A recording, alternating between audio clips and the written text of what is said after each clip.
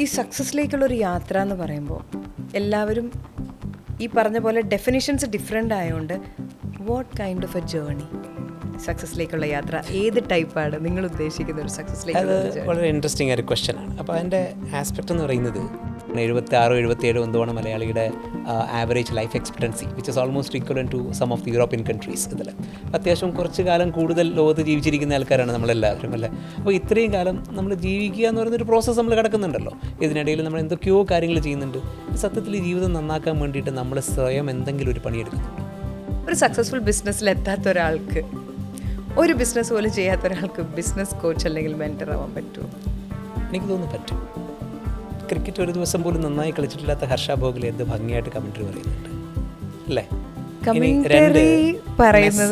മെസ്സിയുടെ കോച്ച് മെസ്സിയോടൊപ്പം അല്ലെങ്കിൽ ആ ലെവലിൽ കളിച്ചിട്ടുള്ള ഒരാളാകണമെന്ന് നിർബന്ധമുണ്ട്. അപ്പോൾ നമ്മൾ തുടക്കത്തിൽ ഇത് നമ്മൾ വളരെ പാഷനേറ്റ് ആയിട്ടുള്ള കാര്യമൊക്കെ തുടങ്ങുമ്പോഴത്തേക്കും നമുക്ക് അതിനകത്തുള്ള റഫ് ഡേയ്സ് ഉണ്ടാകുമ്പോൾ നമുക്ക് തോന്നും are we at the wrong place. Because നമ്മൾ കരുതുന്നത് if you convert our passion to our profession you are going to enjoy bliss every day എന്നൊക്കെയാണല്ലോ. ഇതിൽ അങ്ങനെ ഉണ്ടാവണമെന്ന് ഒരു നിർബന്ധം. You will have very rough days in your life. അപ്പോൾ അപ്പോൾ ആ റഫ് ഡേയ്സ് ഈ ഒരു പാഷൻ ആയിട്ടുള്ള സാധനം ചെയ്താൽ പോലും ആ റഫ് ഡേയ്സ് ഉണ്ടെങ്കിൽ അതല്ലാത്ത കാര്യം ഒന്ന് ആലോചിച്ച് നോക്കിയേ അല്ലേ. അപ്പോൾ ആ rough days is so never expect very good days in your life, never expect very happy days in your life. Success is not final, failure is not fatal. അവിടെ നിന്ന് മുന്നോട്ട് പോകാനുള്ള കഴിവ്, അതിനുള്ള ശ്രമം, അതാണ് വലുതെന്ന് പറയും. പക്ഷെ മുന്നോട്ട് പോകണമെന്ന് ആഗ്രഹിച്ചാൽ പോലും പലർക്കും അതെവിടെ നിന്ന് തുടങ്ങണമെന്നറിയില്ല. ചിലപ്പോഴെങ്കിലുമൊക്കെ ഒരാൾ സഹായത്തിനുണ്ടായിരുന്നെങ്കിൽ എന്ന് നമ്മൾ ചിന്തിച്ചു പോകും. അങ്ങനെ ഒരാളല്ല ഒരു ബുക്ക്, എന്നാൽ അതൊരു ബുക്കല്ല. എൻ്റെ കൂടെ ഇന്ന് ഡോക്ടർ അജയ് കുമാറുണ്ട്. അദ്ദേഹം COO എമിർകോമാണ്. പ്രവീൺ പരമേശ്വറുണ്ട്. അദ്ദേഹം CEO Lifology. Welcome sirs. Thank you. ഞാൻ ഏറ്റവും ആദ്യം എന്നെ അത്ഭുതപ്പെടുത്തിയ ബുക്കിനെ കുറിച്ച് പറയുകയാണ്. അതായത് പുസ്തകങ്ങൾ ഒരുപാട് വായിച്ചിട്ടുണ്ട്, പക്ഷേ ഈ കാലഘട്ടത്തിൽ എല്ലാവരും പുസ്തക വായനയോട് അങ്ങനെ വലിയ താല്പര്യമില്ല എന്ന് പറയുന്നൊരു സമയം കൂടെയാണ്. അങ്ങനെയുള്ളപ്പോഴാണ് പുസ്തകമല്ലാത്തൊരു പുസ്തകം എൻ്റെ മുന്നിലേക്ക് വന്നത്. എന്താണ് ഈ പുസ്തകമല്ലാത്ത പുസ്തകം? അത് വളരെ രസകരമായ ചോദ്യമാണ്. ഇത് പുസ്തകം തന്നെയാണ്. 0 to Success in 369 Days ആണ് പുസ്തകം. പക്ഷെ അതേസമയം ചിലവർക്ക് പുസ്തകം വായിക്കാനുള്ള ക്ഷമയുണ്ടാവില്ല, അല്ലെങ്കിൽ പുസ്തകം വായിക്കാനുള്ള സമയം കാണില്ല. അപ്പോൾ ഇന്നത്തെ കാലം വളരെ ടെക്നോളജിക്കലി വളരെ അഡ്വാൻസ്ഡ് അല്ലേ. അത് മാത്രമല്ല AI പോലുള്ള ടെക്നോളജി വരുന്നു. അപ്പോൾ അതിനെ എന്തുകൊണ്ട് നമുക്ക് ഉപയോഗപ്പെടുത്തിക്കൂടാ എന്ന ആശയത്തിൽ നിന്നാണ് ഈ പുസ്തകം വായിക്കുന്നതിന് പകരം ഈ മൊഡ്യൂൾ 0 to Success.org എന്നുള്ള ഈ മൊഡ്യൂളിൽ പോയി കഴിഞ്ഞാൽ നിങ്ങൾക്ക് അതേ പുസ്തകത്തിൻ്റെ അതേ ഇഫക്റ്റ് ഇവിടെ കിട്ടുകയാണ്. അത് മാത്രമല്ല പുസ്തകത്തിലെ നമ്മൾ വായിക്കുന്നു, നമ്മളത് എങ്ങനെ മനസ്സിലാക്കുന്നു എന്നതിനെ ആശ്രയിച്ചിരിക്കും. പക്ഷേ ഇവിടെ നിങ്ങളെ ഹെൽപ്പ് ചെയ്യാനായിട്ട് ഒരു സോൾ എന്ന ഒരു ആശയം കൂടി ഞങ്ങൾ കൊണ്ടുവരികയാണ്. അത് അനുഭവിച്ചറിഞ്ഞാലേ അറിയുള്ളൂ. അതുകൊണ്ട് അപ്പോൾ അതിനെപ്പറ്റി കൂടുതൽ പറയുന്നില്ല.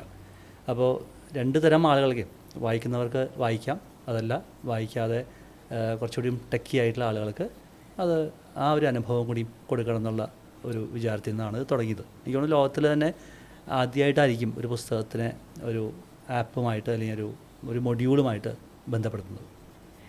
ഇപ്പം ഒരു പുസ്തകം നിങ്ങൾ രണ്ടുപേരും കൂടെ ചേർന്നിട്ടാണ് ഈ ഒരു പുസ്തകം വരിക, അല്ലെങ്കിൽ ഇതിനെ നമ്മൾ ശരിക്കും പുസ്തകം എന്ന് വിളിക്കാൻ പറ്റത്തില്ല അല്ലേ, പുതിയ കാലഘട്ടത്തിൻ്റെ ഒരു ടെക്നോളജി ആയിട്ട് ഇതിനെ പറയാം. അപ്പം രണ്ടുപേരും കൂടെ ചേർന്ന് എഴുതുമ്പോൾ ഒരു ഓഥറിൻ്റെ ഏറ്റവും വലിയ പ്രത്യേകത ആശയങ്ങൾ അയാളുടേതെന്നുള്ളതാണ്.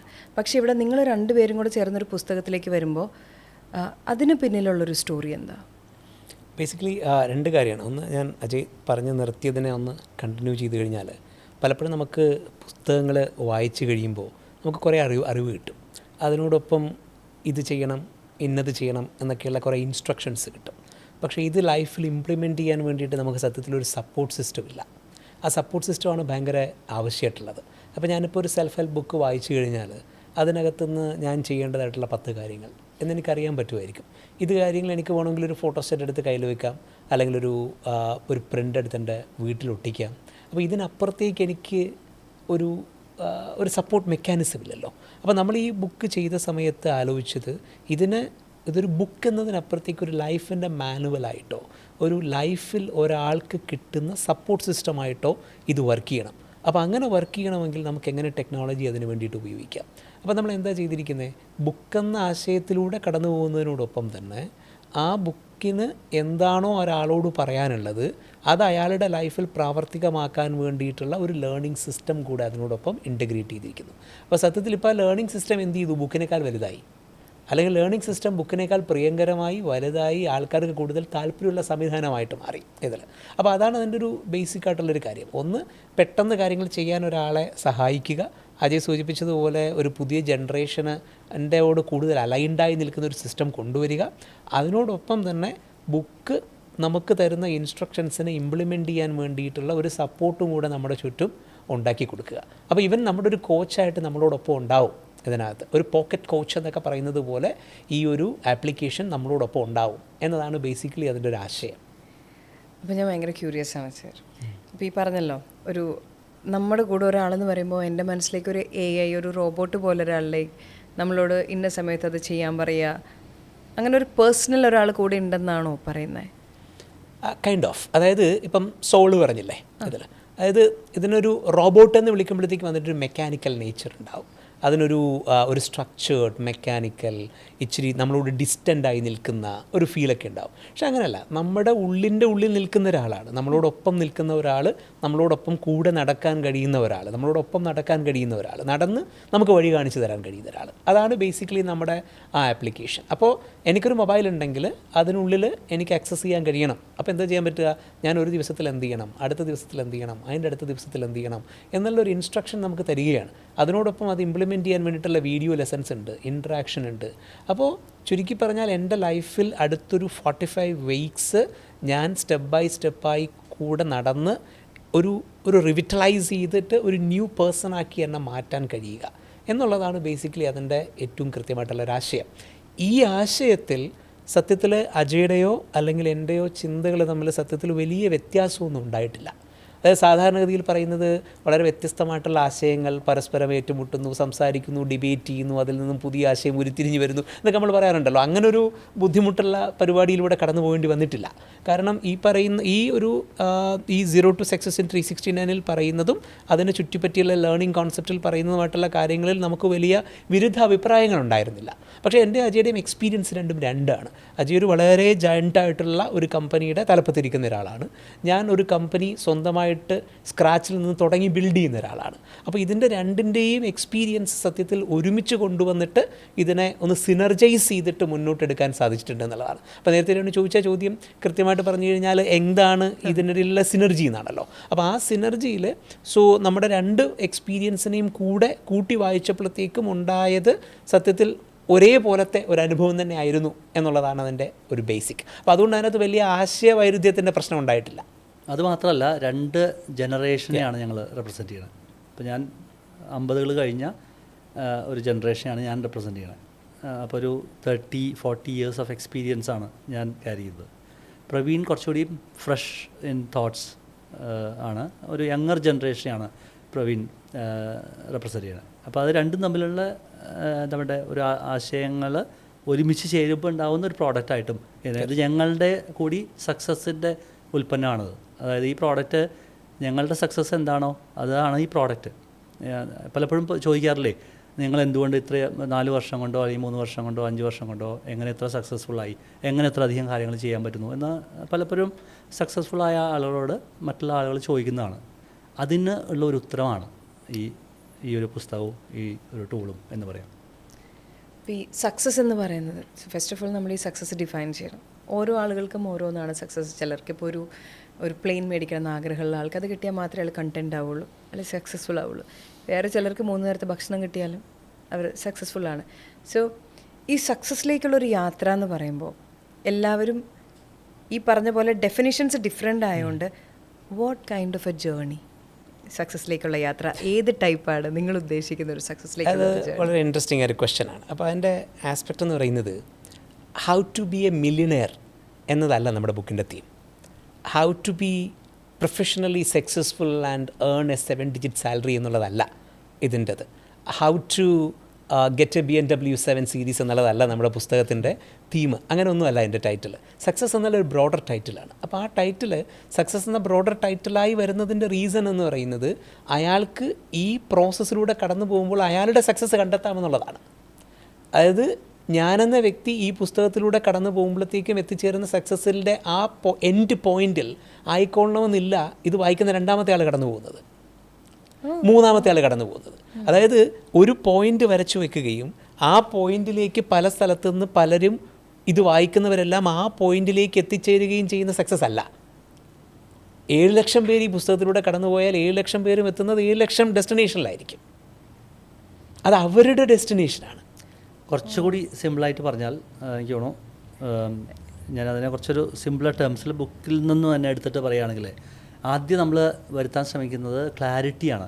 നമുക്ക് ക്ലാരിറ്റി ഉണ്ടായിരിക്കണം. നമ്മുടെ സക്സസ്, അതായത് നേരത്തെ ചോദിച്ചല്ലോ എങ്ങനെയാണ് മില്യനെയർ ആവുക എന്നുള്ളത്, അല്ലെങ്കിൽ എങ്ങനെ നാളെ എനിക്ക് ഒരു 7 സീരീസ് ഓടിക്കണം. പക്ഷേ കാളവണ്ടി ഓടിക്കുന്ന ആൾക്ക് നാളെ 7 സീരീസ് ഓടിക്കാൻ പറ്റില്ലല്ലോ. അപ്പോൾ നമുക്ക് നമ്മളെ ഡിഫൈൻ ചെയ്യണം.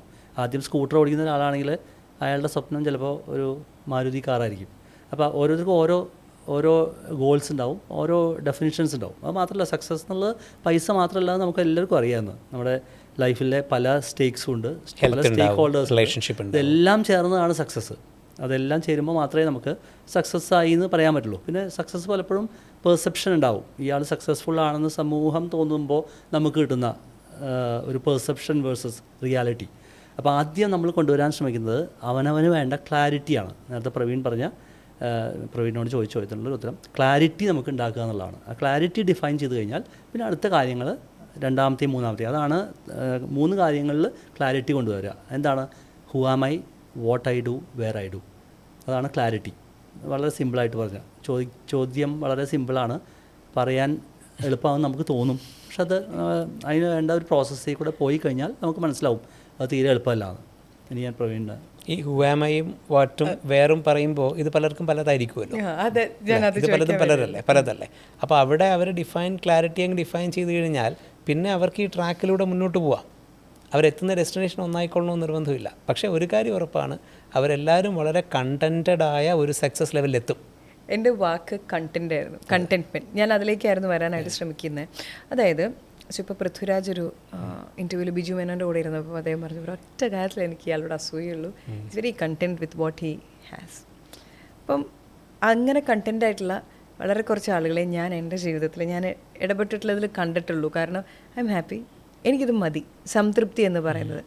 അപ്പം ഈ ബുക്ക് എന്ന് പറയുമ്പോൾ ഞാനിതിനെ 2ആയിട്ട് കാണുകയാണ്. ഞാനിതൊരു സെൽഫ് ഹെൽപ്പ് ബുക്കായിട്ട് കൂടി നിങ്ങൾ പറയുന്നതെന്ന് എനിക്ക് മനസ്സിലാവുകയാണ്. അതായത് എൻ്റെ ബിഹേവിയറിനെയും എൻ്റെ പ്രോസസ്സുകളെയും ചേഞ്ച് ചെയ്യാൻ പറ്റുന്നൊരു ടൂളായിട്ട് നിങ്ങൾ പറഞ്ഞതെന്ന് എനിക്ക് മനസ്സിലാവുന്നു. 2, ഈ ചേഞ്ചസ് വന്നു കഴിഞ്ഞാൽ ആക്ച്വലി ഞാൻ കണ്ടൻമെൻറ്റിലോട്ട് എത്തത്തില്ലേ? അതിനകത്ത് പ്രധാനപ്പെട്ട ഒരു കാര്യമുള്ളത് ഇതിൽ, ഇപ്പോൾ അയാൾക്ക് കണ്ടൻമെൻറ്റിലേക്ക് എത്തണം എന്ന് പറയുന്ന ഒരു പ്രോസസ്സിന് ഓപ്പോസിറ്റായിട്ടുള്ളൊരു വാക്കായിട്ടല്ല നമ്മൾ ആസ്പിറേഷനെ കാണുന്നത് ഇതിൽ. അതായത് ഇപ്പോൾ ഉള്ള കാര്യം വെച്ചിട്ട് എന്നെ അങ്ങ് തൃപ്തിപ്പെടുത്തി ഇതെനിക്ക് മതി എന്ന് പറഞ്ഞ് നിർത്തുകയല്ല ഇതിൽ. അയാൾക്ക് ആസ്പിറേഷണൽ ആവണമെങ്കിൽ ആസ്പിറേഷണൽ ആയിക്കൊണ്ടേയിരിക്കാം. ആ സമയത്ത് അയാൾക്ക് പോകണമെങ്കിൽ അയാൾ റെസ്റ്റ്ലെസ് ആവാം, അയാൾ ഡിസ്റ്റർബ്ഡ് ആവാം, അയാൾ ഒരു ഇൻസെക്യൂർ ആവാം, അയാളുടെ ലെവലിൽ അയാൾ ട്രാവൽ ചെയ്തുകൊണ്ടേയിരിക്കാം. അതാണ് അയാളുടെ ക്ലാരിറ്റി എങ്കിൽ അതാണ് അയാളുടെ ക്ലാരിറ്റി. അവിടെയാണ് നമ്മുടെ നെക്സ്റ്റ് സ്റ്റേജ് വരുന്നത്. അതായത് ഞാൻ ആദ്യം ചോദിച്ച വെറുതെ 369 എന്ന് ഇട്ടതല്ല. സക്സസ് ഇൻ 369 ഡേയ്സ് എന്ന് പറഞ്ഞാൽ അതിന് 365 ഡേയ്സ് എന്നാവാമല്ലോ ഒരു വർഷത്തെ. അപ്പോൾ 369 എന്ന് ചെയ്യുന്നത് തന്നെ ആദ്യത്തെ ചോദ്യം ക്ലാരിറ്റിയാണ്.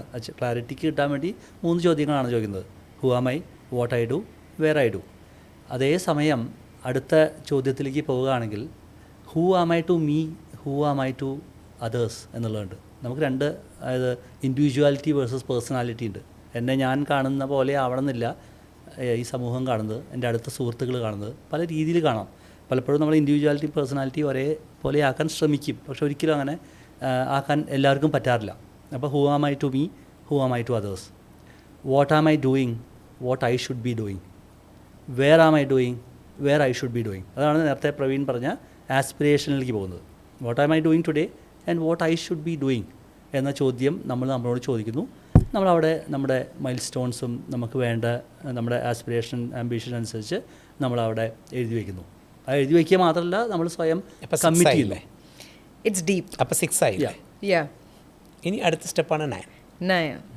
ഓക്കെ, യെസ്, അങ്ങനെയാണ് 3, 6, 9 വരുന്നത്. ബട്ട് ഞാനപ്പോൾ ഇതിലൊരു കാര്യം ചോദിക്കട്ടെ. ഇപ്പോൾ ഈ പറഞ്ഞ പോലെ അതിനുമ്പ് ഒരു കാര്യം കൂടെ ഞാൻ പറയട്ടെ.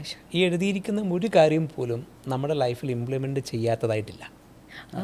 ഓക്കെ, അതായത് ഈ പുസ്തകത്തിൽ എഴുതിയിരിക്കുന്ന ഒരു ടെക്നിക്കോ മെത്തേഡോ പ്രോസസ്സോ പോലും നമ്മുടെ ലൈഫിൽ ഇംപ്ലിമെൻ്റ് ചെയ്യാത്തതായിട്ടുള്ളവയില്ല.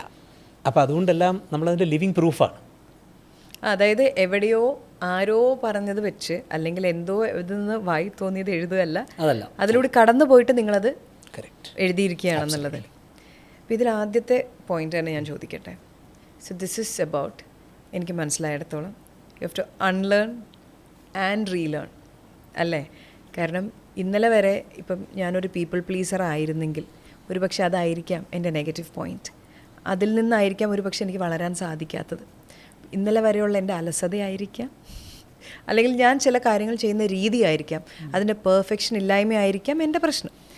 അതായത് ഞാൻ ഇതിലൂടെ കടന്നു പോകുമ്പോൾ, ഈ ഒരു പുസ്തകത്തിലൂടെ ഈ വഴികളിലൂടെ കടന്നു പോകുമ്പോൾ ഞാൻ അൺലേൺ ചെയ്ത് ഞാൻ റീലേൺ ചെയ്യുന്നൊരു പ്രോസസ്സിലൂടെ കടന്നു പോകുമെന്നാണോ? എനിക്ക് തോന്നുന്നത് നമുക്കതിനെ ഇങ്ങനെ എടുക്കാം. അതായത് നമ്മൾ ഒരു 10-80 വർഷം ചിലപ്പോൾ ഈ ലോകത്ത് ജീവിച്ചിരിക്കും അല്ലേ. 75 വയസ്സൊക്കെയാണ്, 76, 77 എന്തുവാണ് മലയാളിയുടെ average life expectancy, which is almost equal to some of the European countries. ഇതിൽ അത്യാവശ്യം കുറച്ച് കാലം കൂടുതൽ ലോകത്ത് ജീവിച്ചിരിക്കുന്ന ആൾക്കാരാണ് നമ്മളെല്ലാവരും അല്ലേ. അപ്പോൾ ഇത്രയും കാലം നമ്മൾ ജീവിക്കുക എന്ന് പറയുന്നൊരു പ്രോസസ്സ് നമ്മൾ കിടക്കുന്നുണ്ടല്ലോ. ഇതിനിടയിൽ നമ്മൾ എന്തൊക്കെയോ കാര്യങ്ങൾ ചെയ്യുന്നുണ്ട്. സത്യത്തിൽ ഈ ജീവിതം നന്നാക്കാൻ വേണ്ടിയിട്ട് നമ്മൾ സ്വയം എന്തെങ്കിലും ഒരു പണിയെടുക്കുന്നുണ്ടോ? അതായത് എൻ്റെ ലൈഫ് വളരെ നന്നാക്കി മുന്നോട്ട് കൊണ്ടുപോകാൻ വേണ്ടിയിട്ടൊരു കോൺഷ്യസ് എഫർട്ട് നമ്മുടെ ഭാഗത്ത് നിന്ന് നമ്മൾ എടുക്കുന്നത് വർക്കൗട്ട്, ഫിസിക്കൽ വർക്കൗട്ട് ചെയ്യുന്നുണ്ട്. ഓഫ് ലൈറ്റ് ഫിസിക്കൽ വർക്കൗട്ടുകൾ നമ്മൾ ചെയ്യുന്നുണ്ട്. പക്ഷേ മറ്റേത് നമ്മൾ നോക്കിക്കഴിഞ്ഞാൽ അതായത് ഞാനിങ്ങനെ പറയാം. അതായത് നമ്മളൊരു യൂറോപ്യൻ ട്രിപ്പ് യൂറോപ്യൻ ട്രിപ്പ് പോട്ടെ, നമ്മളൊരു ബാംഗ്ലൂർ ട്രിപ്പ് പോവുകയാണെന്ന് വെച്ചോളൂ. നമ്മൾ എന്തൊക്കെ പ്ലാൻ ചെയ്യും? അവിടെ ഇടാനുള്ള ഉടുപ്പ്, അവിടുത്തെ റെസ്റ്റോറൻറ്റ്സ്, കാണാനുള്ള സ്ഥലങ്ങൾ, റിവ്യൂസ് നോക്കും, അത് നോക്കും അല്ലേ. ഒരു സിനിമയ്ക്ക് പോകുന്നതിന് മുമ്പ് നമ്മൾ എന്തൊക്കെ പ്ലാൻ ചെയ്യും? റിവ്യൂ ഉറപ്പായിട്ട് നോക്കും അല്ലേ. ഇനി നമ്മളൊരു ഉടുപ്പ് മേടിക്കാൻ പോകുന്നതിന് മുമ്പ് നമ്മൾ എന്തൊക്കെ സ്റ്റൈലിൽ നോക്കി, ഇത് അവിടെ ഉണ്ടോ ഇവിടെ ഉണ്ടോ, ഇത് എനിക്ക് മുമ്പുള്ള ഉടുപ്പ് പോലത്തെയാണോ, ഇത് എവിടെയൊക്കെ ഇടാം അല്ലേ. എൻ്റെ ലൈഫിനെ സക്സസ്ഫുൾ ആക്കാൻ വേണ്ടി ഞാൻ സത്യത്തിൽ എത്ര പണിയെടുത്തിട്ടുണ്ട്? ഇങ്ങനത്തെ ഡിഫിക്കൽട്ട് ക്വസ്റ്റ്യൻസ് ചോദിക്കരുത്. അങ്ങനെ ചോദിച്ചു കഴിഞ്ഞാൽ അപ്പം നമ്മുടെ ലൈഫിനെ നമ്മൾ വേറെ ആർക്കോ ഇങ്ങനെ വിട്ടുകൊടുത്തിരിക്കുകയാണ്. അല്ലെങ്കിൽ ലൈഫിലത്തെ ഇപ്പോൾ ഒരു കരിയർ അല്ലെങ്കിൽ മാരേജ്, നമ്മുടെ ഏറ്റവും ഇമ്പോർട്ടൻ്റ് ആയിട്ടുള്ള ഡിസിഷൻസ് നമ്മൾ എത്ര സമയം ചിലവഴിക്കുന്നുണ്ട്? അത് മാത്രമല്ല, പലപ്പോഴും ആ ഡിസിഷൻ നമ്മുടെ ബിഹാഫിൽ വേറെ പലരുമാണ് എടുക്കുക. എന്നാൽ അതേസമയം സിനിമ കാണാൻ പോകുമ്പോഴോ അല്ലെങ്കിൽ റെസ്റ്റോറൻറ്റ് പോകുമ്പോഴോ ബാംഗ്ലൂർ പോകുമ്പോഴോ അങ്ങനെയല്ല, നമ്മൾ തന്നെയാണ് അത് തീരുമാനിക്കുന്നത് നമ്മുടെ ഇഷ്ടത്തിനനുസരിച്ചാണ്. പക്ഷേ നമ്മുടെ ജീവിതത്തിലെ ഏറ്റവും പ്രധാനപ്പെട്ട ഡിസിഷൻസ് പലപ്പോഴും മറ്റുള്ളവരുടെ കയ്യിൽ ഏൽപ്പിക്കാനാണ് നമുക്കും ഇഷ്ടം, മറ്റുള്ളവർക്കും അതാണ് താല്പര്യം. മറ്റുള്ളവർക്ക് പ്രത്യേകമായിട്ടും അതാണ് താല്പര്യം. നമ്മൾ പക്ഷെ അറിഞ്ഞുകൊണ്ടല്ല, പലപ്പോഴും മാനിപ്പുലേറ്റഡ് ആയിട്ട് അല്ലെങ്കിൽ എന്തെങ്കിലും ആവട്ടെ എന്നോർത്ത് വീണ് പോകുന്നതുമാണ്. മാനിപ്പുലേറ്റഡിനപ്പുറത്തേക്ക് ബേസിക്കലി ലൈഫ് എന്ന് പറയുന്നത് നമ്മളായി ഇടപെട്ട് നമ്മുടെ ലൈഫിനെ നന്നാക്കി കൊണ്ടുപോകണം എന്ന ചിന്ത പലപ്പോഴും നമുക്കില്ലാത്തത് കൊണ്ടുകൂടെയാണ്. അപ്പോൾ ഇപ്പോൾ എന്താണ് ഈ പുസ്തകം എന്ന് ചോദിച്ചു കഴിഞ്ഞാൽ വളരെ സിമ്പിളാണ്. നമ്മുടെ ലൈഫിനെ ഒത്തിരി കൂടെ പണിയെടുത്ത് നന്നാക്കാൻ വേണ്ടിയിട്ടുള്ള ഒരു പാത്ത് വേ ആണ്. That's it. അപ്പോൾ ഇതിലൊരു പ്രശ്നം ഞാൻ ചോദിക്കട്ടെ. ഉപദേശങ്ങൾ ഇഷ്ടമില്ലാത്തവരാണ് ഒരു 90% ആൾക്കാർ.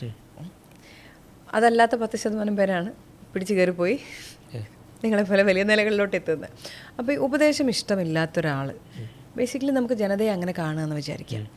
ഇതൊരു ബുക്ക്, ഇതിൽ നമ്മൾ ചെയ്യേണ്ട ഇത്ര ആഴ്ചകൾ ചെയ്യേണ്ട കാര്യങ്ങൾ വരുന്നു, ജീവിതത്തിനൊരു മാറ്റം ഉണ്ടാക്കുന്നു, അങ്ങനെയാണ് ഇതിൽ പറയുന്നത്.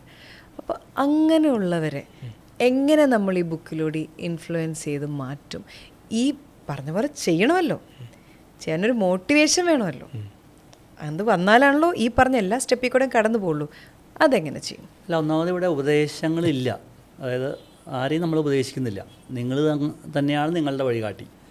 നിങ്ങൾക്ക് ശരിയായ വഴിയിൽ കൂടെ പോകാനായിട്ട് ഒരു മെൻറ്ററായിട്ടോ അല്ലെങ്കിൽ നേരത്തെ പറഞ്ഞ ഈ ടൂളാണ് ഉപയോഗിക്കുന്നത് വെച്ചാൽ സോളായിട്ടോ, അത് നിങ്ങളുടെ സോളാണ്. നിങ്ങൾക്കുണ്ടാകുന്ന സംശയങ്ങൾ നിങ്ങൾ ഞങ്ങളോട് ചോദിക്കുന്ന അതേപോലെ തന്നെ മറുപടി തരുന്ന ഒരു അൽഗോരിതം അതിലുണ്ട്. അത് രണ്ടുമാണ് നമ്മൾ കൊണ്ടുവരാൻ ശ്രമിക്കുന്നത്. അതേസമയം ഇവിടെ ആരെയും ഉപദേശിക്കുന്നില്ല. ഇന്ന വഴിയിൽ കൂടെ തന്നെ പോയാലേ നിങ്ങൾക്ക് ജീവിതത്തിൽ സക്സസ്ഫുൾ ആവുന്നു എന്ന് പറയുന്നില്ല. അതെല്ലാം തീരുമാനിക്കുന്നത് ഏത് തരത്തിൽ വേണം, ഏത് അളവിൽ വേണം എന്നൊക്കെ തീരുമാനിക്കുന്നത് അവനവൻ തന്നെയാണ്. ഇവിടെ ഉപദേശത്തിൻ്റെ പ്രശ്നം വരുന്നില്ല. അത് മാത്രമല്ല, ഇത് സ്വയം കമ്മിറ്റഡ് ആവാത്ത ആരും ഇത് വാങ്ങിക്കണമെന്നോ ഇത് ക്ലിക്ക് ചെയ്ത് പൈസ കൊടുത്ത് വാങ്ങിക്കണമെന്നോ ചെയ്യണമെന്നോ ഞങ്ങൾക്ക് ഒരു നിർബന്ധമില്ല.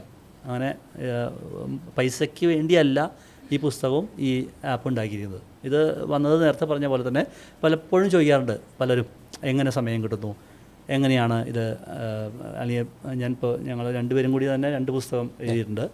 ഞാൻ വേറെ 3-4 പുസ്തകങ്ങൾ, 6 പുസ്തകം 7 പുസ്തകം എഴുതിയിട്ടുണ്ട്. പുസ്തകം എഴുതുന്നുണ്ട്, അല്ലെങ്കിൽ ആർട്ട് ആൻഡ് കൾച്ചറിൽ ഇൻവോൾവ് ആണ്. പ്രവീൺ വേറെ പല മേഖലകളിലും ജോലിയുടെ തിരക്കിൽ നിന്ന് മാറി നിന്നിട്ട് ചെയ്യുന്നുണ്ട്.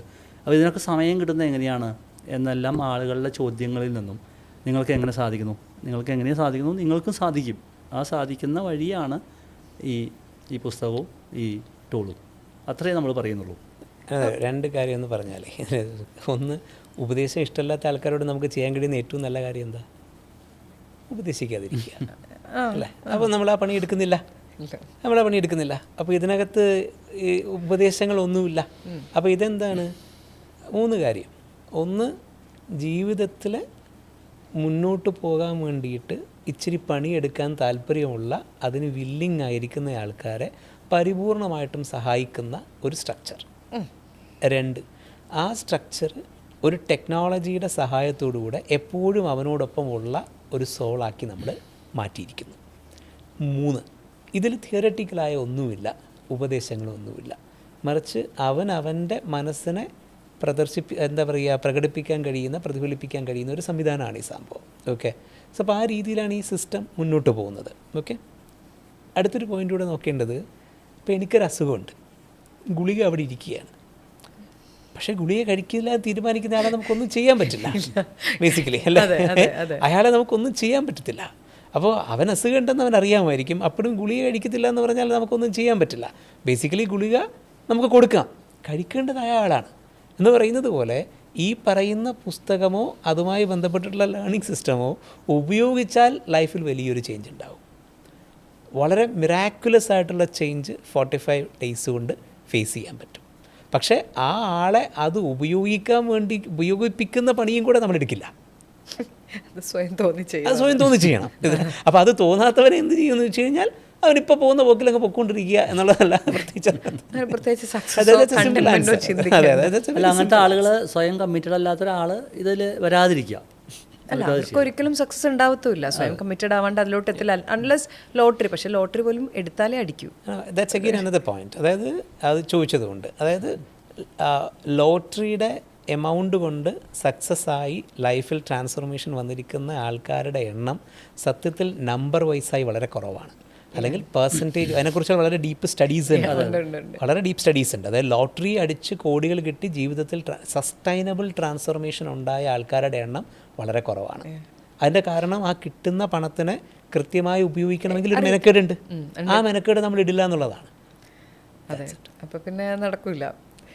ഇനി ഇത് ഞാൻ ചോദിക്കട്ടെ, ഇപ്പം ഇത് ഇൻറ്ററാക്റ്റീവ് ആണ് എന്ന് പറഞ്ഞല്ലോ.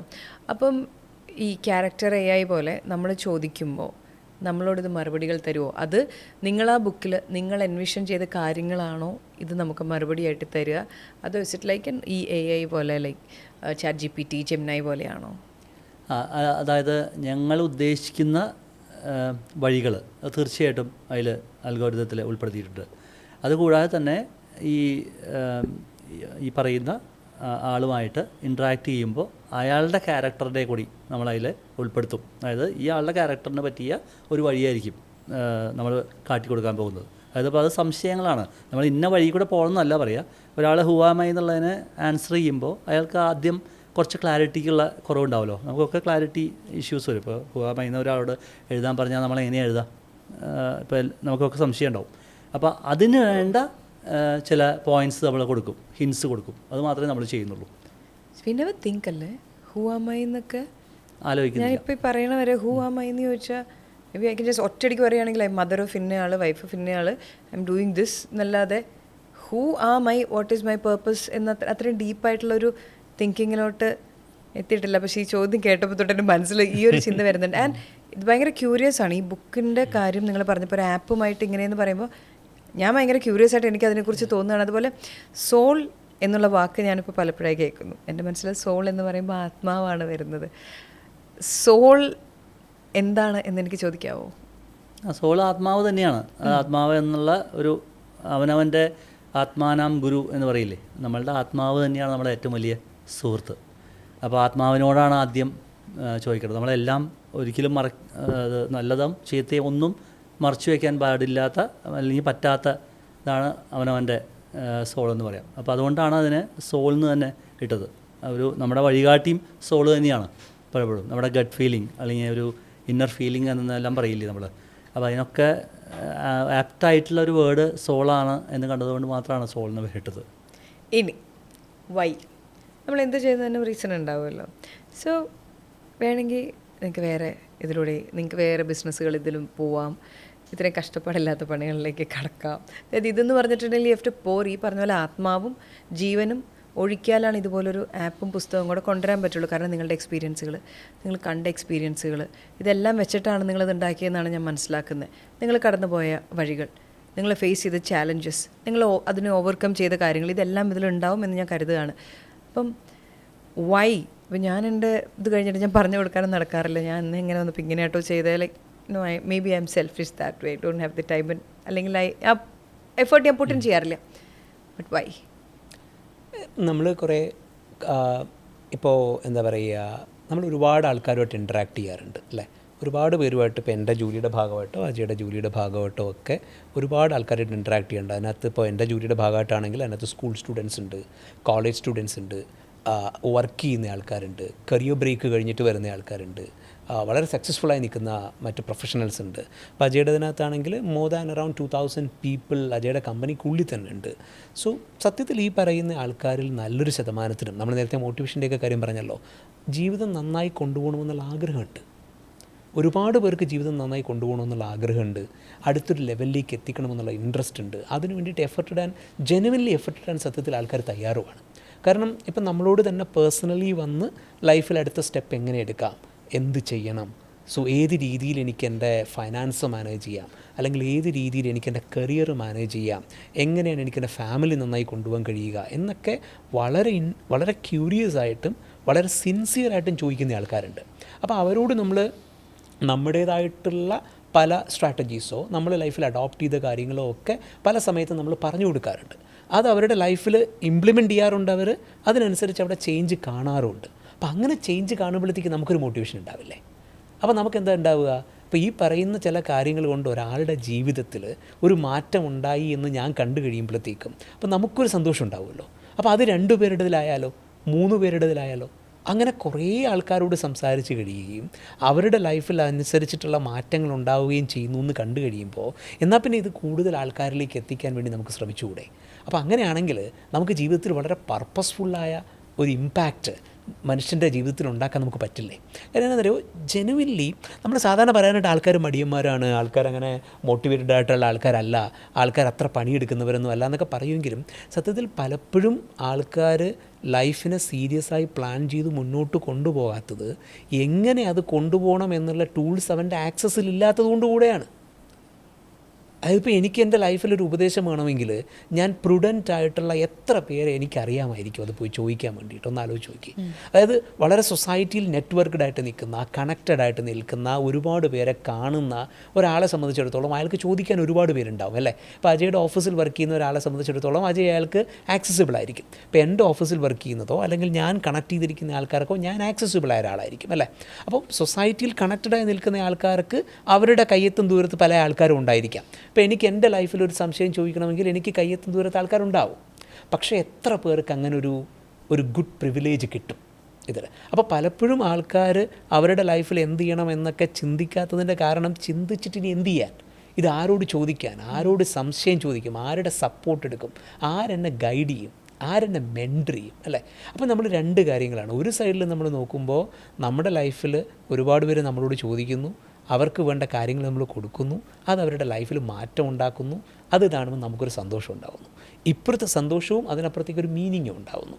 ഇപ്പുറത്തെ സൈഡിൽ ഒരു വലിയ മെജോറിറ്റി ഓഫ് ആൾക്കാർക്ക് അതിനുള്ളൊരു ഓപ്പർച്യൂണിറ്റി കിട്ടുന്നുമില്ല.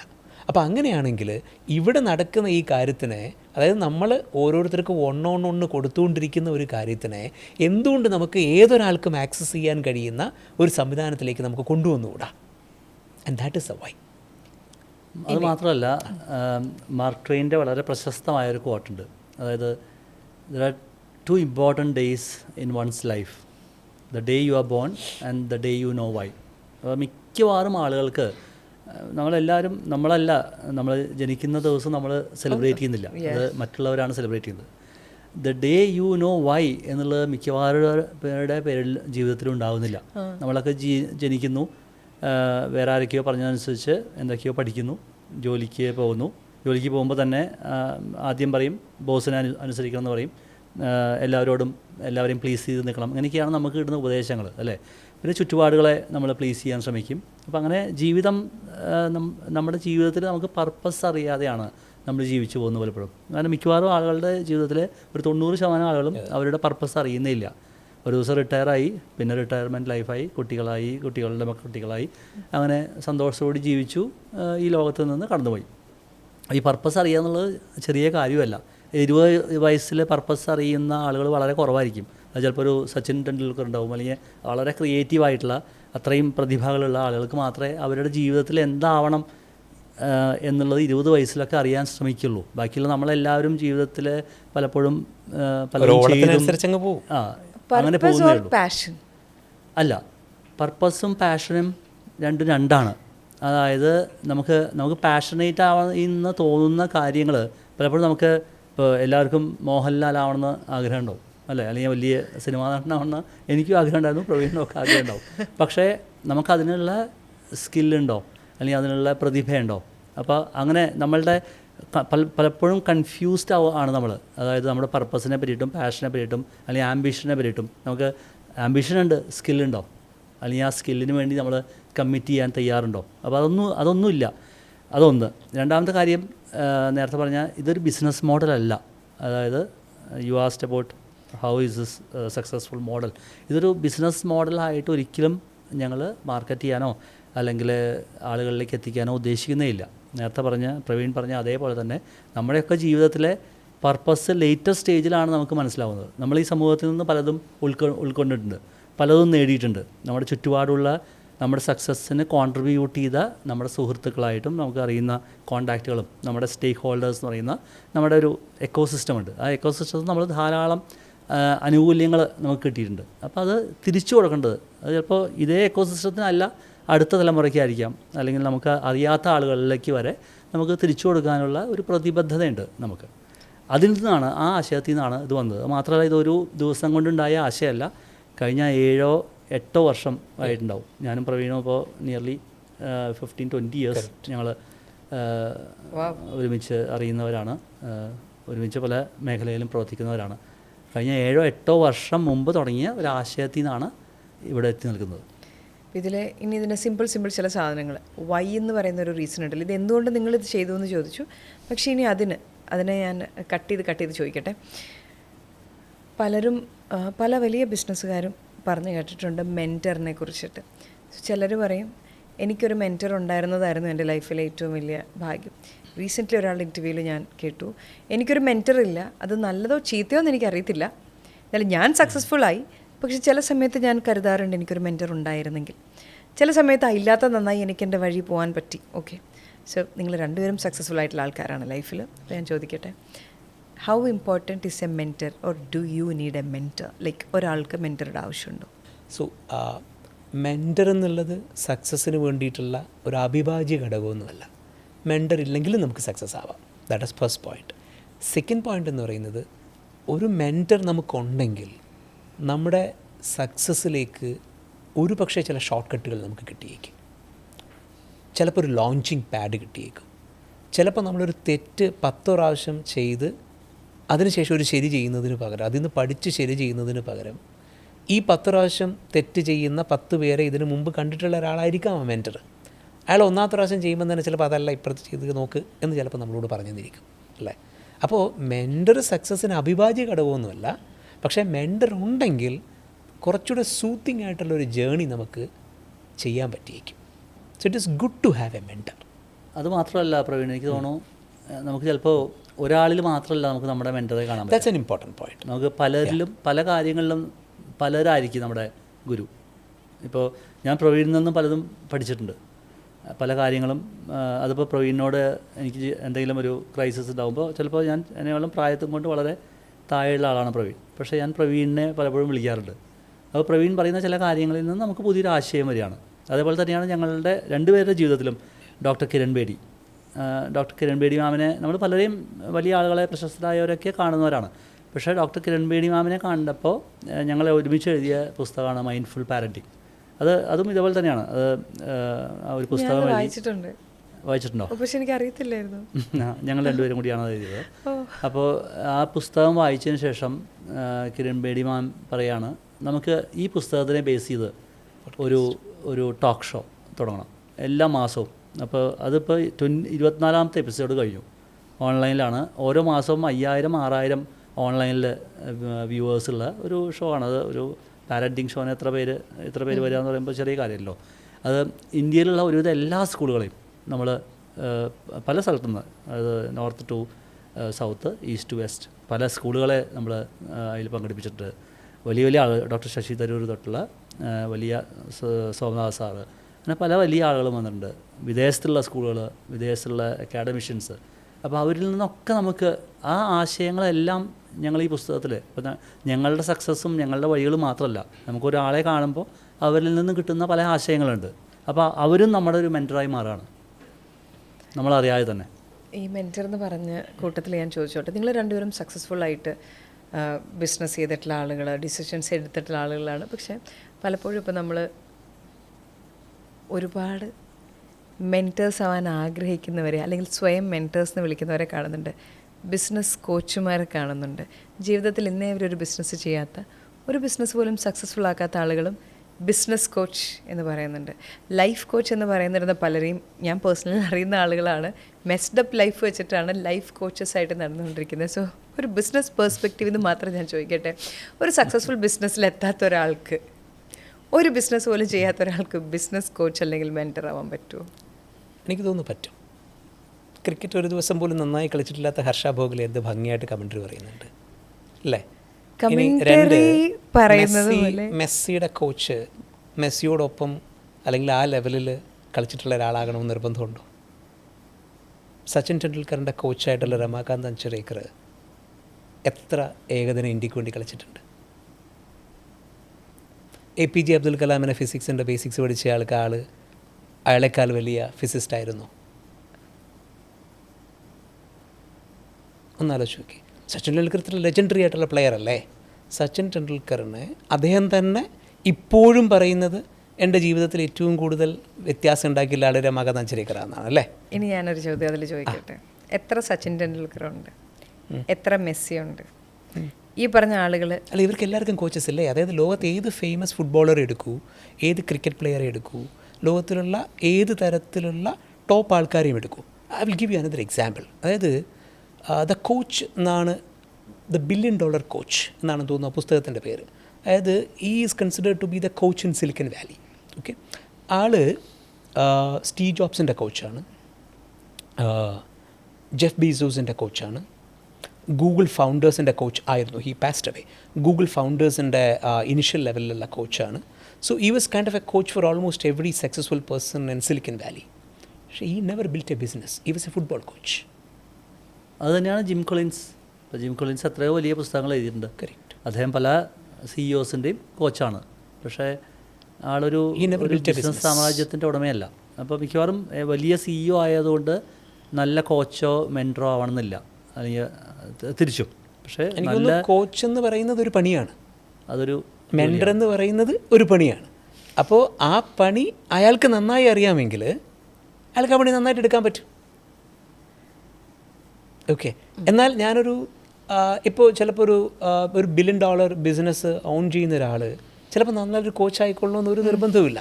അയാൾ നല്ലൊരു സ്പീക്കർ ആയിരിക്കും ചിലപ്പോൾ, പക്ഷേ ഒരു നല്ല കോച്ച് ആയിക്കൊള്ളണമെന്നില്ല. പക്ഷേ അതായത് അതിനുള്ളൊരു പേഷ്യൻസ് വേണമെന്ന് ഒരു അതായത് നമ്മൾ ഇങ്ങനെ കണ്ടാൽ മതി. അതായത് കോച്ചിങ് ഒരു ജോലിയാണ്, കോച്ചിങ് ഒരു ജോലിയാണ്, മെൻറ്ററിങ് ഒരു ജോലിയാണ്. ജോലി എന്ന് പറയുമ്പോഴത്തേക്ക് ശമ്പളം കിട്ടുന്ന ജോലി എന്ന് മാത്രമല്ല കേട്ടോ ഞാൻ ഉദ്ദേശിക്കുന്നത്, ഒരു പണിയാണ്. ഓക്കെ, ആ പണി ഭംഗിയായിട്ട് അറിയുന്നയാൾ ആ പണി നന്നായിട്ട് ചെയ്യും.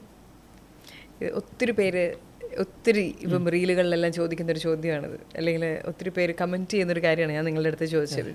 അത് ബിസിനസ് ചെയ്ത് നിങ്ങളിങ്ങനെ ആയതുകൊണ്ടാണ് എനിക്കത് ചോദിക്കാൻ പറ്റുന്നത്. സിമ്പിളായിട്ട് ഇങ്ങനെ ആലോചിച്ചാൽ മതി. അതായത് ലോകത്തിലെ ഏറ്റവും വലിയ, ഞാൻ ആ പേര് ഞാൻ പെട്ടെന്ന് വിട്ടുപോയി, അതുകൊണ്ടാണ്, അതായത് വേൾഡിൽ ഏറ്റവും ടോപ്പ് ലെവലിൽ നിൽക്കുന്ന ആൾക്കാരെ കോച്ച് ചെയ്തിട്ടുള്ള ആ എൻറ്റയർ കോച്ചിങ് ചെയ്തിരിക്കുന്ന ആൾക്കാരും ഇന്നും അക്നോളജ് ചെയ്യുന്ന, ഗൂഗിളിൻ്റെ ഫസ്റ്റ് ഫൗണ്ടേഴ്സ് മാറിയതിന് ശേഷം CEO ആയിട്ട് വന്ന എറിക് ഷ്മിഡ്റ്റിനെ പോലുള്ള ഒരാൾ ഈ കോച്ചിനെ റെക്കഗ്നൈസ് ചെയ്തുകൊണ്ട് പുസ്തകം എഴുതിയിട്ടുണ്ട്, ദ $1 ബില്യൺ കോച്ച് എന്ന് പറഞ്ഞിട്ട്. അതായത് ഈ was the coach of the $1 billion industry. Okay, so അപ്പോൾ അങ്ങനെയുള്ള ഒരാൾ ജീവിതത്തിൽ ഒരു ബിസിനസ്സും സ്വന്തമായി ബിൽഡ് ചെയ്ത ആളല്ല. അയാൾ മാർക്കറ്റിംഗിൽ വർക്ക് ചെയ്തിട്ടുണ്ട്, പക്ഷേ he never built any business. He was a football coach. Yeah. Okay. So he became the top-most coach in the world. It's because coaching itself is a job. Yeah, that's an interesting take, and yes. അത് തിരിച്ചൊന്നുകൂടെ ആലോചിച്ചാൽ മതി. എനിക്ക് diabetes ഉണ്ടെങ്കിൽ ഡയബറ്റീസിന് എനിക്ക് ചികിത്സിക്കാതിരിക്കാൻ പറ്റുമോ? നമ്മുടെ നാട്ടിൽ ഡയബറ്റീസിന് ചികിത്സിക്കുന്ന എല്ലാ ഡോക്ടർമാരും ഡയബറ്റീസ് ഇല്ലാത്തവരാണോ? അത് രോഗലക്ഷണം വെച്ച് നമുക്ക് ചെയ്യുന്നതാണല്ലോ, പക്ഷേ ബിസിനസ് ഇസ് ഡിഫറെൻറ്റ്. അതല്ല, അതായത് ഞാൻ ബിസിനസ്സുമായി ബന്ധപ്പെട്ടല്ല, നേരത്തെ ചോദിച്ചൊരു ചോദ്യത്തിനാണ്. അപ്പോൾ എൻ്റെ ലൈഫ് മെസ്സപ്പ് ആയിരിക്കാം, പക്ഷേ എനിക്ക് വേറൊരാളെ ലൈഫിനെ സഹായിക്കാൻ പറ്റും. അത് ഞാൻ ഡയബറ്റീസ് ഉള്ള ഒരാളായിരിക്കാം, എനിക്ക് ചിലപ്പോൾ എൻ്റെ തന്നെ കൺട്രോൾ ചെയ്യാൻ പറ്റുന്നില്ലായിരിക്കാം. That doesn't mean that I cannot control others. I am not able to do it, പക്ഷേ I can help others do it. ഞാൻ ആ രണ്ട് പോയിന്റ് രണ്ടായിട്ടാണ് കണ്ടത്. അതായത് ബിസിനസ് ചെയ്തിട്ടില്ലാത്തയാൾക്ക് ബിസിനസ് കോച്ച് ആവാൻ പറ്റുമോ? അതിൻ്റെ എക്സാമ്പിളാണ് ഞാൻ തന്നത്, റിയൽ എക്സാമ്പിൾ. വേൾഡിൽ ഏറ്റവും വലിയ കോച്ച് ഒരു ബിസിനസ് ചെയ്തിട്ടില്ലാത്ത ആളാണ്. So that is one thing. രണ്ടാമതൊരു ചോദ്യം വന്നത്, സ്വന്തം ലൈഫിൽ പ്രശ്നമുള്ള ഒരാൾക്ക് മറ്റൊരു ലൈഫിലെ പ്രശ്നം തീർക്കാൻ പറ്റുമോ എന്നുള്ളതാണ്. പറ്റും എന്നാണ് എക്സ്പീരിയൻസുകൾ പറയുന്നത്. ചിലപ്പോൾ ബെറ്ററായിട്ട് തീർക്കാനും പറ്റിയേക്കും. അല്ല, ഹാർവാർഡിലത്തെ ഒരു വലിയ പ്രൊഫസേഴ്സ് ആരും, മാനേജ്മെൻറ്റ് പഠിപ്പിക്കുന്ന ബിസിനസ് പഠിപ്പിക്കുന്ന വലിയ പ്രൊഫസേഴ്സ് ആരും വലിയ ബിസിനസ് ചെയ്യുന്നവരല്ല. അബ്സല്യൂട്ട്ലി. ഇതുവരെ ഇതിൻ്റെ പല ഉത്തരങ്ങൾ പല സ്ഥലങ്ങളിൽ കണ്ടിട്ടുണ്ടെങ്കിലും ഇത്ര അധികം എക്സാമ്പിൾസ് വെച്ചിട്ടൊരു ഉത്തരം ഇപ്പോഴടുത്തോട്ട് വന്ന്. ഇപ്പം ബിസിനസ്സിലേക്ക് ഞാൻ വരികയാണ് സർ. ഇപ്പം ഏതൊരു ബിസിനസ്സുകാരനും എടുത്തിട്ടുണ്ടെങ്കിൽ അവന് മുന്നിലോട്ട് പോകാനുള്ളൊരു ലക്ഷ്യമുണ്ടായിരുന്നിരിക്കാം, അവൻ കണ്ട സ്വപ്നങ്ങളുണ്ടായിരിക്കാം, അവൻ കണ്ട കഷ്ടപ്പാടുകളുണ്ടായിരിക്കാം, അവൻ പഠിച്ച പാഠങ്ങളുണ്ടായിരിക്കാം. ഇപ്പോൾ സാർ ലൈഫോളജി എന്ന് പറയുന്ന ഒരു കമ്പനി സാറിന് സ്വന്തമായിട്ട് സാർ നടത്തുകയാണ്. അപ്പം സാർ ജീവിതത്തിൽ പഠിച്ച 3 കാര്യങ്ങൾ എന്തായിരിക്കും? ലൈക്ക് എല്ലാവർക്കും പലതാണ്, എല്ലാവർക്കും കൊണ്ട് 3 കാര്യങ്ങൾ അങ്ങനെ ഇങ്ങനെ മറ്റത്. സാറിന് ഹെൽപ്ഫുള്ളായ 3 കാര്യങ്ങൾ ഏതായിരുന്നു? കാരണം ഇങ്ങനൊരു ബുക്കും ഇങ്ങനൊരു ആപ്പും ഒക്കെ വന്നു കഴിയുമ്പോൾ നിങ്ങളുടെ വഴികൾ അതിനുള്ളിൽ ഉണ്ടാവാം. എനിക്ക് തോന്നുന്നത്, ഒന്ന് ബിസിനസ്സുമായി ബന്ധപ്പെട്ടാണല്ലോ കൂടുതലും ചോദിച്ചത്, അല്ലേ? ബിസിനസ്സുമായി ബന്ധപ്പെട്ട് ചോദിച്ചു കഴിഞ്ഞാൽ എനിക്ക് ഒരുപക്ഷെ ഞാൻ ബിസിനസ് തുടങ്ങിയ സമയത്ത് കൃത്യമായി ബോധ്യപ്പെട്ടിട്ടില്ലാതിരുന്നതും അതിനുശേഷം പഠിച്ചതുമായിട്ടുള്ള ചോദ്യം എന്ന് പറയുന്നത്, ഒരു കാര്യം എന്ന് പറയുന്നത്, ബിസിനസ് ഒരു ഫൈനാൻഷ്യൽ ഇൻസ്റ്റിറ്റ്യൂഷനാണ് എന്നുള്ളതാണ്. നമുക്ക് പാഷനായിട്ടായിട്ടുള്ളൊരു കാര്യം നമ്മൾ കണ്ടിന്യൂസ്ലി ചെയ്തുകൊണ്ടിരിക്കുന്നു എന്ന് കരുതി അത് ബിസിനസ്സായി സക്സസ്ഫുൾ ആകണമെന്ന് യാതൊരു നിർബന്ധവുമില്ല. Business itself is a financial institution. അതിനെ ഒരു ഫൈനാൻഷ്യൽ ഇൻസ്റ്റിറ്റ്യൂഷനായി ഗ്രോ ചെയ്യിച്ചാൽ മാത്രമേ അതൊരു സ്കെയിലബിളായ, വളരെ എക്സ്പാൻഡബിൾ ആയിട്ടുള്ള ഒരു ബിസിനസ്സാക്കി മാറ്റാൻ പറ്റുള്ളൂ എന്നുള്ളത് ഞാൻ എൻ്റെ ലൈഫിൽ പഠിച്ചൊരു കാര്യമാണ്. ഒരുപക്ഷെ ഒരു സമയത്ത് അറിയാതിരുന്നതും അതിനുശേഷം റിയലൈസ് ചെയ്തു പോയ കാര്യമാണ്. അപ്പോൾ അതുകൊണ്ട് ഞാനത് റിപ്പീറ്റഡ്ലി ആൾക്കാരോട് പറയാറുമുണ്ട്.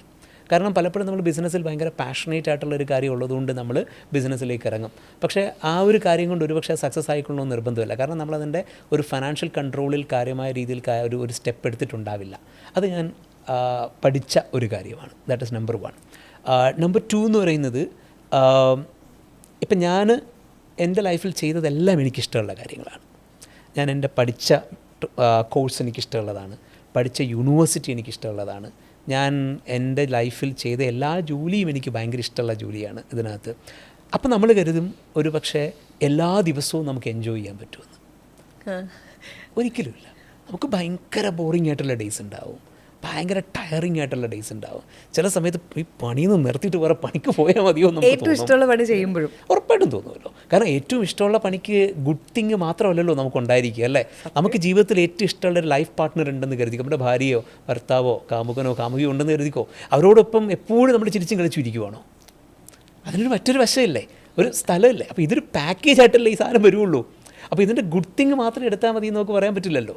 അപ്പോൾ നമ്മൾ തുടക്കത്തിൽ ഇത് നമ്മൾ വളരെ പാഷനേറ്റ് ആയിട്ടുള്ള കാര്യമൊക്കെ തുടങ്ങുമ്പോഴത്തേക്കും നമുക്ക് അതിനകത്തുള്ള റഫ് ഡേയ്സ് ഉണ്ടാകുമ്പോൾ നമുക്ക് തോന്നും are we at the wrong place. Because നമ്മൾ കരുതുന്നത് if you convert our passion to our profession you are going to enjoy bliss every day എന്നൊക്കെയാണല്ലോ. ഇതല്ല, അങ്ങനെ ഉണ്ടാവണമെന്ന് ഒരു നിർബന്ധമില്ല. You will have very rough days in your life.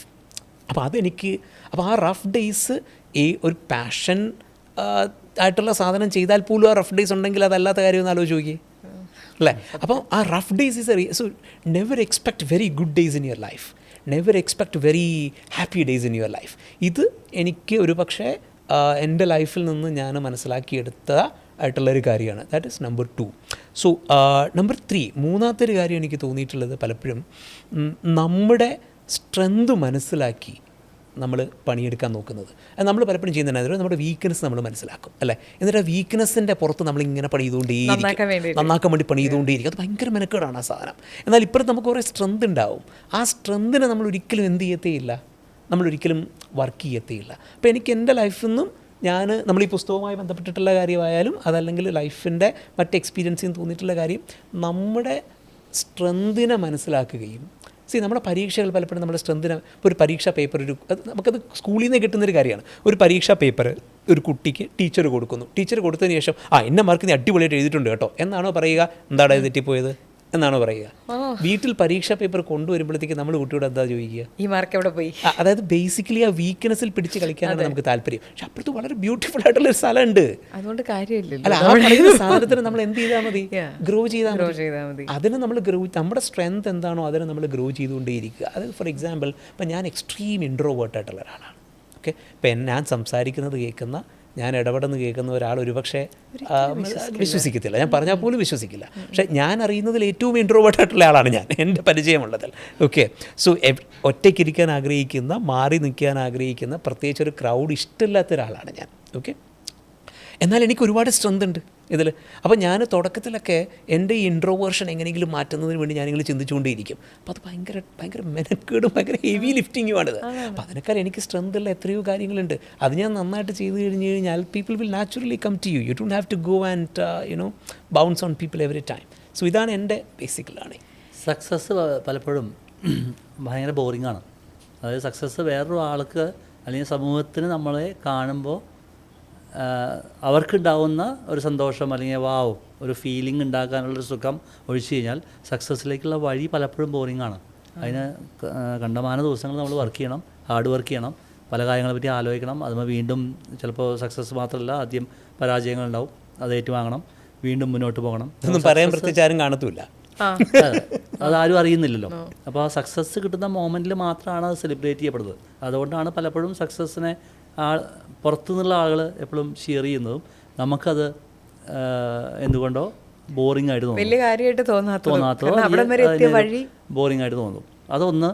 എനിക്ക് രണ്ടാമത്തെ കാര്യത്തിൽ ഒരു ഡിസ്ട്രാക്ഷൻ ഭയങ്കര അധികമാണ് ഇന്നത്തെ ലോകത്ത്. അപ്പോൾ എപ്പോഴും നമ്മുടെ ഡിസ്ട്രാക്ഷനെ എലിമിനേറ്റ് ചെയ്യാനായിട്ട് നമുക്ക് സാധിക്കണം. നമ്മുടെ ഡിസ്ട്രാക്ഷൻ നമ്മൾ എലിമിനേറ്റ് ചെയ്തില്ലെങ്കിൽ നമ്മുടെ ഡിസ്ട്രാക്ഷൻ നമ്മളുടെ ഗോൾസിനെയും ഡ്രീംസിനെയും ഒക്കെ എലിമിനേറ്റ് ചെയ്യും. അപ്പോൾ അത് വളരെ പ്രധാനപ്പെട്ട ഒരു കാര്യമാണ്. അത് കൺസിസ്റ്റൻസി നോക്കി എന്തൊക്കെ പറഞ്ഞാലും ലോകത്തിൽ മൊത്തം ഡിസ്ട്രാക്ഷനാണ് അല്ലേ. നമുക്കൊരു 15 മിനിറ്റ് പോലും മൊബൈൽ ഫോണ് നോക്കാതിരിക്കാൻ പറ്റുന്നില്ല. രാവിലെ എണീറ്റ് ഉടനെ നോക്കണം, രാത്രി ഉറങ്ങുന്ന സമയത്ത് പോലും എണീറ്റ് നോക്കുന്ന ആളുകളുണ്ട്. പക്ഷേ എന്താ ഉണ്ടാവാൻ ഒന്നും ഉണ്ടാവുന്നില്ല. ആ മെസ്സേജ് കണ്ടില്ലെങ്കിൽ 10 കൊല്ലം മുമ്പ് എങ്ങനെയാണ് നമ്മളൊക്കെ ബിസിനസ് റൺ ചെയ്തിരുന്നത്? അല്ലെങ്കിൽ 20 കൊല്ലം മുമ്പ് മൊബൈൽ ഫോണില്ലാത്ത കാലത്ത് ബിസിനസ് നടന്നിരുന്നില്ലേ? അപ്പോൾ അങ്ങനെ ഡിസ്ട്രാക്ഷനിൽ നമ്മൾ ജീവിക്കുകയാണ്. അപ്പോൾ വേറൊരു കാര്യം നമ്മൾ മറന്നു പോകുന്നത്, ബോർഡത്തിനെ എംബ്രേസ് ചെയ്യാനായിട്ട് നമ്മൾ മറന്നുപോയി. ബോർഡം ആവശ്യമാണ്. നമ്മൾ ഒറ്റയ്ക്ക് ഇരിക്കുന്ന നിമിഷങ്ങൾ, സോളിറ്റ്യൂഡ്. അല്ലെങ്കിൽ ചിലപ്പോൾ ചില ആളുകൾക്ക് 4-5 പേരോ ഇരിക്കുമ്പോൾ ഒന്ന് കട്ട് ഓഫ് ചെയ്ത് ചിന്തിക്കാനായിട്ട് സാധിക്കും. പക്ഷേ എല്ലാവർക്കും അത് പറ്റണമെന്നില്ല. നമ്മുടേതായ ചില നിമിഷങ്ങൾ നമുക്ക് എപ്പോഴും വേണം. എത്ര വേണ്ടപ്പെട്ടവരെ എപ്പോഴും അടുത്തുണ്ടെങ്കിൽ തന്നെ നമ്മുടേതായ നിമിഷങ്ങൾ നമുക്ക് അടുത്തുണ്ടെങ്കിൽ മാത്രമേ നമുക്ക് അടുത്ത ഇതിനെപ്പറ്റി ചിന്തിക്കാനും നമ്മുടെ ബ്രെയിനിനൊരു ബൂസ്റ്റർ വേണം. അതിന് ബോർഡം വളരെ അത്യാവശ്യമാണ്. ആ ബോർഡത്തിൽ കൂടെയാണ് നമ്മൾ പലപ്പോഴും പല കാര്യങ്ങളും ചിന്തിക്കുന്നതും പല ആശയങ്ങൾ വരുന്നതും. എനിക്ക് സാധാരണ ഏർലി മോർണിംഗ് ആണ്, ഒരു 4 മണി 5 മണിക്കൊക്കെയാണ് പലപ്പോഴും പല ആശയങ്ങൾ നമ്മുടെ മനസ്സിലേക്ക് വരിക.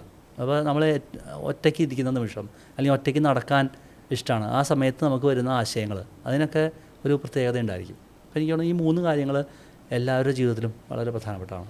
ബോർഡം ശരിയാണ്. ഞാൻ റീസെൻ്റ്ലി ഒരു ബിസിനസ്സുകാരൻ മകനോട് പറയുന്നത് ഞാൻ കേട്ടിട്ടുണ്ടായിരുന്നു. അതായത് ബോറടിക്കണമെന്ന് കുട്ടി പരാതി പറഞ്ഞപ്പോൾ, പുള്ളിക്ക് പല ബിസിനസ്സുകളുണ്ട്, പുള്ളി പറഞ്ഞു ബോറടിക്കണം, ആ ബോറടിയിൽ നീ ചിന്തിക്കണം. ഇത് വേറൊരാളും കൂടെ പറഞ്ഞ് ഞാൻ കേൾക്കുക.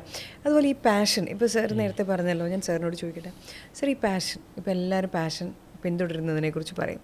ഇഷ്ടമുള്ള കാര്യം കണ്ടുപിടിക്കുക, പാഷനറ്റായി കാര്യം കണ്ടുപിടിക്കുക, ചെയ്യുക, money will follow, success will follow എന്ന് പറയും. പക്ഷേ ശരിക്കും എല്ലാവർക്കും അങ്ങനെ ഒരു പാഷൻ ഉണ്ടോ? അങ്ങനെ കണ്ടുപിടിക്കാൻ പറ്റുമോ?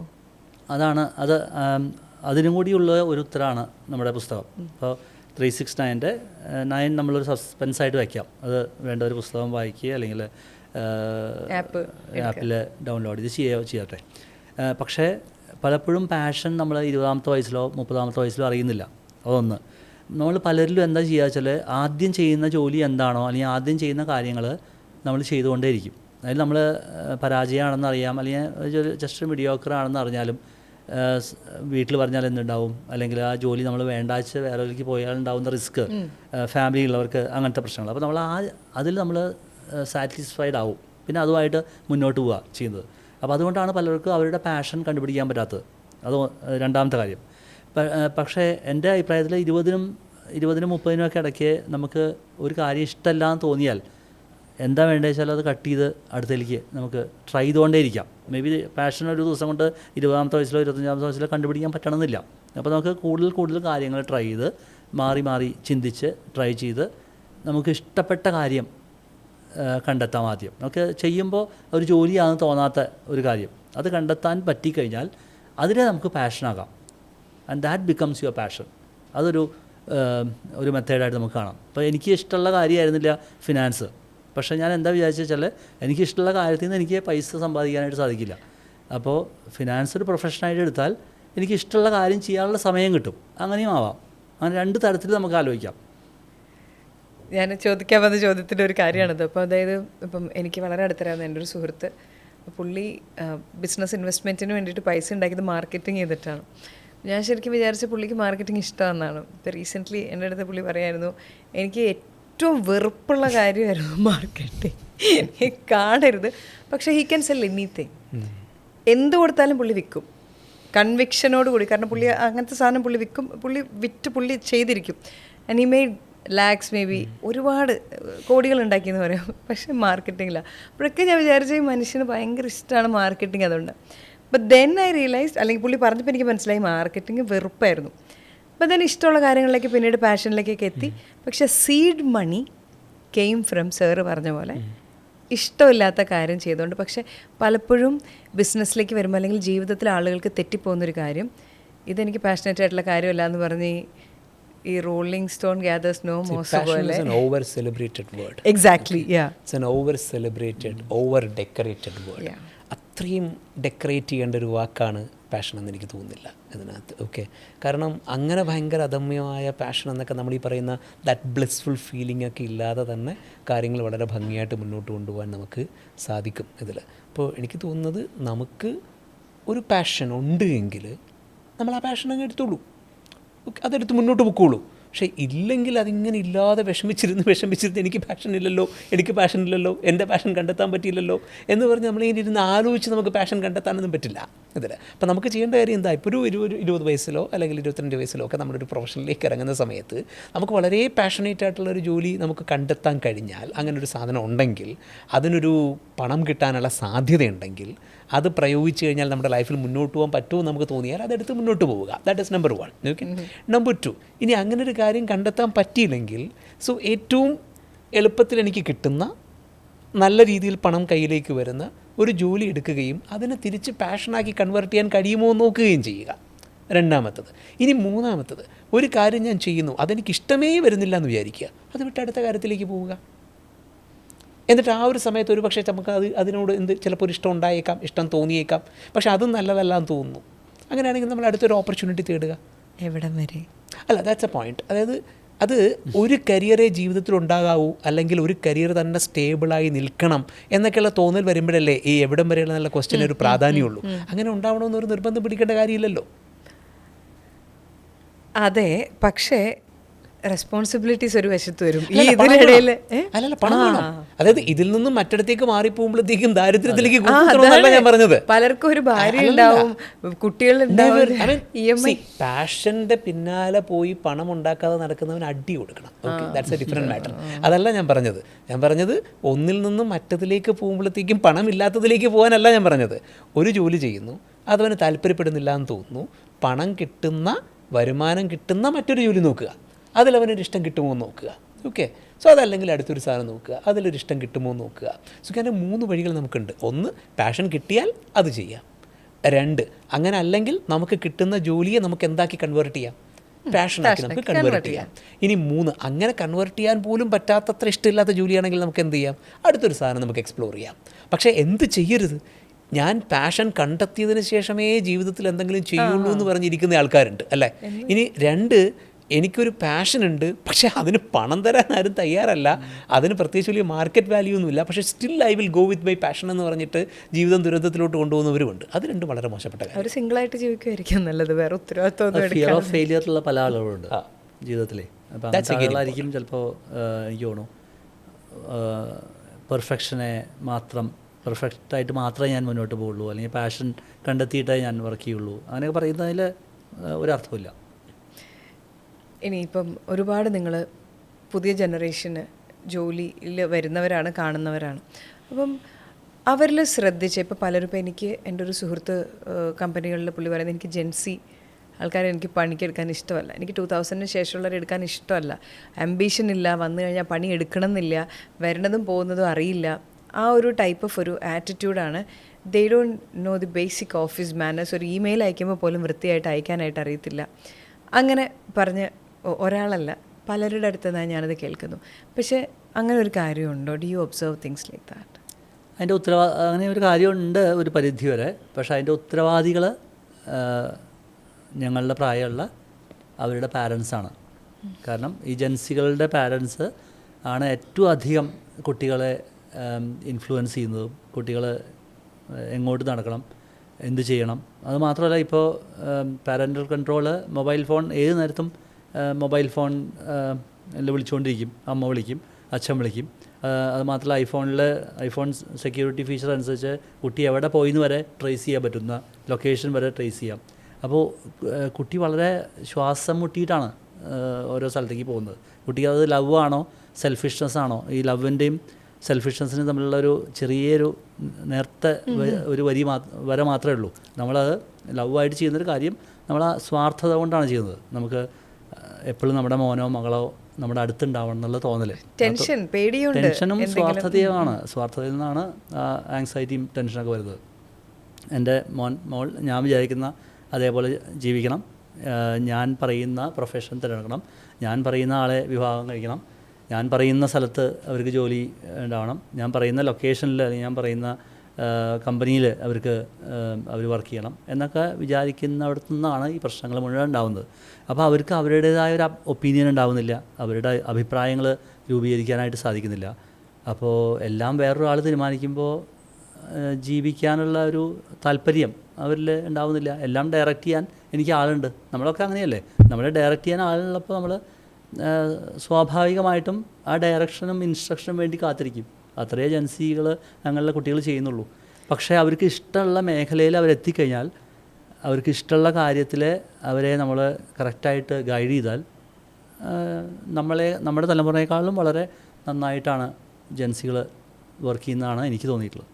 ഇതുപോലെ ലൈഫിൽ ഇപ്പോൾ ഈ ബുക്കിനെ കുറിച്ച് നിങ്ങളുടെ ആപ്പ് ഉള്ളതുകൊണ്ട് ഞാൻ ചോദിക്കട്ടെ, ലൈഫിൽ പരാജയപ്പെടാനുള്ള റീസൺസിലൊന്നായിട്ട് ഒരാൾ എൻ്റെ അടുത്ത് പറഞ്ഞത്, ഞാൻ ചെറുപ്പം തൊട്ട് കേട്ടത് ജോലി കിട്ടിയെല്ലാം ശരിയായി, ഓക്കെ എന്നാണ്. അപ്പോൾ കഷ്ടപ്പെട്ട് പഠിച്ചു, ജോലി കിട്ടിയെല്ലാം ശരിയായി. പക്ഷേ ആൾ എൻ്റെ അടുത്ത് പറഞ്ഞ് ജോലി കിട്ടി കഴിഞ്ഞപ്പോഴാണ് മനസ്സിലായത് ഇത് ജോലിയാണ്, ഇതുവരെ വളരെ സുഖകരമായിരുന്നു ജീവിതം, ഇതിന് ശേഷം ഇത് സെറ്റല്ലെന്ന്. അപ്പം നമ്മളെ വളർത്തുന്ന രീതി, അല്ലെങ്കിൽ ഇപ്പോൾ ഈ ബുക്കിൽ ചേഞ്ചസ് ആണല്ലോ നമ്മൾ പറയുന്നത്, നമുക്ക് ബിഹേവിയറിലൊരു ചേഞ്ച് വന്ന് നമ്മളാരാൻ തിരിച്ചറിഞ്ഞ് നമ്മളൊരു മാറ്റം കൊണ്ടുവരിക. സോ ഡു യു തിങ്ക് ആ പറയുന്ന നമ്മുടെ ആ ഒരു ചിന്താഗതി, ജോലി കിട്ടിയ ഇതാവും, ഇപ്പോൾ ചില പരസ്യങ്ങളില്ലേ 21 വയസ്സിൽ ലൈഫ് സെറ്റ്, ഇങ്ങനത്തെ സാധനങ്ങളൊക്കെ നമ്മൾ പറഞ്ഞ് പറ്റിച്ച് തലമുറയെ വളർത്തുകയാണ്, അതും ഒരു പ്രശ്നമാണോ? അല്ല, ജോലി കിട്ടിയ ലൈഫ് സെറ്റാവോ, ബിസിനസ് ആണെങ്കിൽ ലൈഫ് സെറ്റാവോ, ലൈഫ് സെറ്റാവോ? എനിക്ക് തോന്നുന്നത് അറിയോ, ഒരു ഇതൊരു എവർ ഇവോൾവിങ് പ്രോസസ്സ് അല്ലേ. അതായത് ബേസിക്കലി നമ്മൾ പലപ്പോഴും ലേണിങ്ങിനെ ലെയേർഡായിട്ടാണ് വയ്ക്കുന്നത് അല്ലേ. അതായത് 10, പിന്നെ 12, പിന്നെ ഡിഗ്രി, പിന്നെ PG, പിന്നെ ജോലി എന്ന് പറയുമ്പോഴത്തേക്ക് അർത്ഥം എന്താ? പിന്നെ പഠിത്തമില്ല എന്നല്ലേ അല്ലേ. ഇവിടം വരെ പഠിച്ചു കഴിഞ്ഞാൽ പിന്നെ ജോലിയല്ലേ, പിന്നെ പഠിത്തമില്ല അല്ലേ. അപ്പോൾ അതൊരു റോങ് വേർഡാണ്, അതൊരു റോങ് കോൺസെപ്റ്റുമാണ് അത് ചിലപ്പോൾ ഒരു കാലഘട്ടത്തിൽ അത് വലിയ കുഴപ്പമുണ്ടാവാതെ പോയിട്ടുണ്ടാവും. ഇപ്പോഴൊക്കെ റിട്ടയർ ആവാൻ പോകുന്ന ആൾക്കാർ, അതായത് അവർ ജോലിക്ക് കയറിയ സമയത്തൊക്കെ വലിയ പഠനമൊന്നും ഇല്ലാതെ ഒരു പക്ഷേ ജോലി ഒരു സ്ട്രക്ചേർഡ് രീതിയിൽ ഓളത്തിൽ മുന്നോട്ട് കൊണ്ടുപോയിട്ടുണ്ടാവാം ഇതിൽ. പക്ഷേ ഇനി വരാൻ പോകുന്ന കാലഘട്ടത്തിൽ ഒരിക്കലും അങ്ങനെ ആ സാധനം മുന്നോട്ട് പോവില്ല. കാരണം വേൾഡ് ഓഫ് വർക്ക് എന്ന് പറയുന്നത് ഭയങ്കര ഇവോൾവിങ് ആണ്, ഭയങ്കര ചേഞ്ചിങ് ആണ്. നമ്മൾ വൂക്ക എന്നാണ് അതിനെ സാധാരണ പറയാറുള്ളത്. അതായത് വോളറ്റൈൽ, അൺസർട്ടൈൻ, കോംപ്ലെക്സ്, ആംപിഗ്വസ് വേർഡാണെന്ന് പറയാറുള്ളത്. അതൊരു അമേരിക്കൻ മിലിറ്ററി ടേമാണ്, അവരൊരു ജിയോ പൊളിറ്റിക്കൽ ടേമായിട്ട് കൊണ്ടുവന്നു. പിന്നെ ഹാർവാർഡ് പോലുള്ള യൂണിവേഴ്സിറ്റീസ് അതിനെ ബിസിനസ്സിലേക്ക് എക്സ്റ്റെൻഡ് ചെയ്തു. അപ്പോൾ the world of work is becoming very volatile, uncertain, complex, ambiguous. അപ്പോൾ അങ്ങനെ നിൽക്കുന്ന ഒരു സാഹചര്യത്തിൽ നമുക്ക് നിരന്തരം പഠിച്ചുകൊണ്ടിരിക്കാതെ ഇവോൾവ് ചെയ്ത് മുന്നോട്ട് പോകാൻ വേണ്ടി നമുക്ക് കഴിയില്ല. അപ്പം ജീവിതത്തിൽ ഏതെങ്കിലും ഒരു ശീലം ഏറ്റവും നമ്മൾ മുറുകെ പിടിക്കണമെങ്കിൽ ഒരു നല്ല ശീലം അത് പഠനം എന്നുള്ള ശീലമാണ്. ഇതിൽ ലൈഫിൽ കണ്ടിന്യൂസ് ആയിട്ട് നമ്മൾ പഠിക്കുക ഒരു ശീലമായിട്ട് മാറണം. അപ്പോൾ അത് പാരൻസിനും അത് ഭയങ്കര ഇമ്പോർട്ടൻ്റ് ആണ്. കാര്യം എന്താ, പാരൻസ് കുട്ടികളെ ഒന്ന് സെറ്റിലാക്കാൻ വേണ്ടിയിട്ട് അവരെന്താ പറയുക, എടാ 10ാം ക്ലാസ് വരെ നീ ഇത് പഠിക്കുക അല്ലേ, അത് കഴിയുമ്പോൾ 12 പഠിച്ച് നല്ലൊരു കോളേജിലായി കഴിഞ്ഞാൽ പിന്നെ സെറ്റ് ആയിക്കോളും. അപ്പോൾ കോളേജിൽ കയറി എന്താ പറയുക, എടാ ഒരു ജോലി വാങ്ങിച്ചു കഴിഞ്ഞാൽ നമ്മൾ സെറ്റ് ആയിക്കോളും അല്ലേ. അപ്പം ഈ ഒരു കോൺസെപ്റ്റ് മനസ്സിലേക്ക് കൊടുത്തു കഴിയുമ്പോഴത്തേക്കും അവൻ്റെ മനസ്സിൽ നമ്മൾ ഇൻഡ്യൂസ് ചെയ്യുന്ന ഒരു പോയിന്റ് എന്താണ്, ജോലി എത്തുന്നത് വരെ നീ മെനക്കെട്ടാൽ മതി, പിന്നെ എടുക്കേണ്ടെന്നല്ലേ. അപ്പോൾ പിന്നാണ് സത്യത്തിൽ കളി തുടങ്ങുന്നത് ഇതിനകത്ത്. അപ്പോൾ ലേണിംഗ് എന്ന് പറയുന്ന ഒരു ലൈഫ് തന്നെ ഒരു ഇവോൾവിങ് ആണെന്നും അതിൽ ലേണിംഗ് ഒരു എന്താ പറയുക, ഒരു നെവർ സ്റ്റോപ്പിംഗ് പ്രോസസ്സാണെന്നും അതൊരു കണ്ടിന്യൂസ് ആയിട്ടുള്ളൊരു ഹാബിറ്റ് ആയിരിക്കണമെന്നും നമ്മൾ സത്യത്തിൽ ഒരാളുടെ മനസ്സിലേക്ക് ഒരു പോയിന്റ് കൊടുക്കുന്നത് ഭയങ്കര നല്ലതായിരിക്കും. പിന്നെ നേരത്തെ ഈ ജെൻസിയുടെ കാര്യം പറഞ്ഞല്ലോ, ജെൻസിയുടെ കാര്യത്തിൽ എനിക്ക് പറയുന്ന ഒരു കമൻ്റ് എന്ന് പറയുന്നത്, അവരെ ജോലിക്ക് വെച്ചാൽ മാത്രമേ ഇനി ആളെ കിട്ടുള്ളൂ.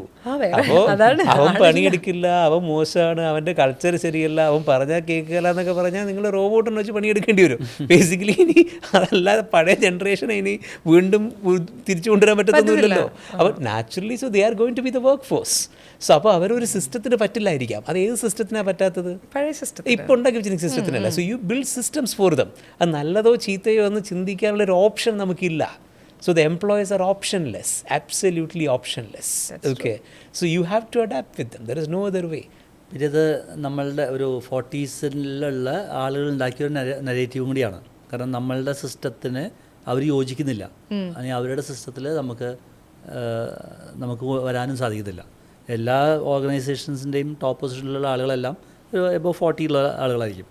അപ്പോൾ അവരുണ്ടാക്കുന്ന ഒരു നരേറ്റീവും കൂടിയായിട്ട് ഇതിനെ നമുക്ക് കാണാൻ പറ്റും. പിന്നെ നേരത്തെ പറഞ്ഞ ഈ നമ്മുടെ തലമുറയെ നമ്മൾ ജോബ് സീക്കേഴ്സ് ആക്കാനല്ല പഠിപ്പിക്കുന്നത്. നമ്മൾ മിക്കവാറും ജോബ് സീക്കേഴ്സ് ആക്കാനാണ് പഠിപ്പിക്കുന്നത്. ഒരു ജോബ് പ്രൊവൈഡേഴ്സ് ആക്കാൻ ഉള്ളൊരു മൈൻഡ് സെറ്റ് നമ്മുടെ സൊസൈറ്റിക്ക് ഇല്ല. ഒരാൾ ബിസിനസ്സിന് പോയാൽ, ഒരാൾ റിസ്ക് എടുക്കാൻ തയ്യാറായാൽ ഉപദേശിക്കാൻ കുറേ ആളുകളുണ്ടാവും. സക്സസ്ഫുൾ ആയാൽ വേറെ കാര്യം. പക്ഷേ എപ്പോഴും പറയാം, എന്താ 10 പേര് ചെയ്യുമ്പോൾ ഒരാളാണ് ബിസിനസ്സിൽ ജയിക്കുന്നത് അല്ലേ, ബാക്കി 9 പേരും പരാജയപ്പെട്ടു എന്ന് പറഞ്ഞ് നിരുത്സാഹപ്പെടുത്താനാണ്. അല്ലെങ്കിൽ ഐ ടോൾഡ് യു, പരാജയപ്പെട്ടത് ആദ്യം പറയുന്നത് അപ്പോഴേ പറഞ്ഞില്ലേ എന്നുള്ളതാണ് പറയാം. അതെ, ജയിച്ചു കഴിഞ്ഞാൽ ഞങ്ങളൊക്കെ സപ്പോർട്ട് ചെയ്തു, അതെ ഞങ്ങളുടെ പ്രാർത്ഥന എന്ന് പറയാം, സപ്പോർട്ട് ചെയ്തു. സക്സസ് ഹാസ് മെനി ഫാദേഴ്സ്, റിസ്കിന്റെ ഓപ്പോസിറ്റ് സേഫ്റ്റി അല്ല, അത് ഡിസാസ്റ്റർ ആണ്. ഇനി ഒരു കാര്യം കൂടെ ചോദിച്ച് നമുക്ക് നിർത്താം. ഈ ആപ്പ്, ഈ ബുക്ക്, ഞാൻ ഭയങ്കര ക്യൂരിയസ് ആണ്. ഞാൻ ബുക്ക് വായിക്കുന്ന ഒരാളാണ്, പക്ഷെ ആദ്യമായിട്ടാണ് ബുക്കല്ല ആപ്പ് വേണം എന്നൊരു തോന്നൽ. കാരണം ഒരാൾ എൻ്റെ കൂടെ ഉണ്ടെങ്കിൽ എനിക്കൊരു ഇഷ്ടമാണ്, ഒരു പുഷുള്ളപ്പം ചെയ്യാൻ ഇഷ്ടമാണ്. അപ്പോൾ അങ്ങനെയാണെങ്കിൽ എന്താ എൻ്റെ സ്റ്റെപ്പ്, ഞാൻ എങ്ങനെയാണ് ചെയ്യുക, എവിടെ ചെന്നാൽ ഞാൻ ഡൗൺലോഡ് ചെയ്യുക, ഇതെങ്ങനെ എനിക്ക് കിട്ടുക, എനിക്കൊരു ചേഞ്ച് എപ്പോഴാകുമ്പോഴത്തേനും ശരിയാവും, എങ്ങനെയാണ് എപ്പോഴാകുമ്പോഴേക്കും ചേഞ്ച് ശരിയാവും എന്നുള്ളതിന് ഉത്തരം പറയാൻ ഞാൻ തന്നെ തീരുമാനിക്കണം. ഓക്കെ, ഇതെങ്ങനെ committed and if you do this four 45 weeks അത് ചെയ്യുകയാണെങ്കിൽ definitely you will be content and successful. അത് പറയാൻ സാധിക്കും. അല്ലെങ്കിൽ ജീവിതത്തിലേക്കുള്ള ഒരു ഗൈഡായിട്ട് മാറും. നിങ്ങളുടെ അടുത്ത നെക്സ്റ്റ് 5-10 ഇയേഴ്സ് പ്ലസ് നിങ്ങൾക്കതൊരു മാർഗദർശിയായിട്ട് മാറാൻ എന്തായാലും സാധിക്കും. zero2success.org എന്നുള്ള ഇതിലേക്ക് സൈറ്റിൽ പോയി കഴിഞ്ഞാൽ നിങ്ങൾക്ക് അവിടെ ഒന്നിൽ പുസ്തകം ഡൗൺലോഡ് ചെയ്യാം, അല്ലെങ്കിൽ പുസ്തകം മാനുവലായിട്ട് വരുത്താം, പ്ലസ് ആപ്പ് അവിടെ നിന്ന് തന്നെ ഗൈഡഡ് ടൂറിൽ നിങ്ങൾക്ക് പോവാം. അത് മാത്രമല്ല ഇതിൽ എങ്ങനെയാണ് ചെയ്തത് വെച്ചാൽ 3 സ്റ്റേജിൽ എവിടെ വേണമെങ്കിലും ചെയ്യാം. അതായത് ഫസ്റ്റ് വീക്ക് തൊട്ട് തന്നെ പോകണമെന്ന് നമ്മൾ നിർബന്ധിക്കുന്നില്ല. വേണമെങ്കിൽ 4 5 ഒന്ന് ബോറടിച്ചാൽ 4ാമത്തെയോ 5ാമത്തെയോ 6ാമത്തെയോ വീക്കിൽ പോയിട്ട് വീണ്ടും ക്ലൈമാക്സ് കണ്ടിട്ട് തിരിച്ചു വരാം. ക്ലൈമാക്സ് കണ്ടിട്ട് തിരിച്ചു വന്നിട്ട്. പക്ഷേ എപ്പോഴും ഏറ്റവും നല്ലത് അതിൻ്റെ പ്രോസസ്സിൽ കൂടെ ചെയ്യുന്നതായിരിക്കും. ഓക്കെ, അപ്പം ഒരുപാട് സന്തോഷം. ഇതുവരെ ഞാൻ ചിന്തിക്കാത്ത ചില കാര്യങ്ങളൊക്കെ ഇന്ന് ഞാൻ ചിന്തിച്ചിട്ടുണ്ട്. അതായത് ഹൂ ആർ മൈ പേർപ്പസും, like of course I know what I want to be, I know what I want to do. പക്ഷേ ഹൂ ആർ മൈയിൽ ഞാൻ അധികം ചിന്തിക്കാത്തൊരു കാര്യമാണ് ഹൂ ആർ മൈ. എനിക്കത് ആദ്യമായിട്ട് എഴുതണമെന്നും അതിലേക്ക് ഡീപ്പായിട്ട് പോകണമെന്നും ഒരു തോന്നൽ വന്നൊരു ദിവസം കൂടി. നെക്സ്റ്റ് സ്റ്റെപ്പ് കൂടി വേണം, who am I to me and who am I to others.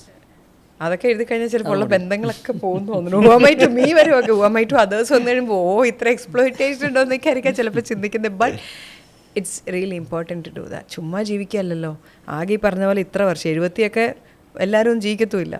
അപ്പോൾ ആ ഉള്ള കാലം. പിന്നെ ഒരു കാര്യം ഇവിടെ പറയാൻ നമുക്ക് നിർത്താം. അതായത് 80 വർഷം ജീവിക്കുന്നു എന്ന് വിചാരിച്ചോളൂ. ഒരു ദിവസത്തിൽ നമ്മൾ ശരാശരി 6 മണിക്കൂർ ഉറങ്ങില്ലേ? പിന്നെ ശരാശരി ഉറങ്ങില്ലേ എന്ന് വെച്ചാൽ നമ്മൾ 20 വർഷം ഉറങ്ങും. അപ്പം 80 ഓൾറെഡി 20 പോയി കഴിഞ്ഞു. 20 പോയില്ലേ?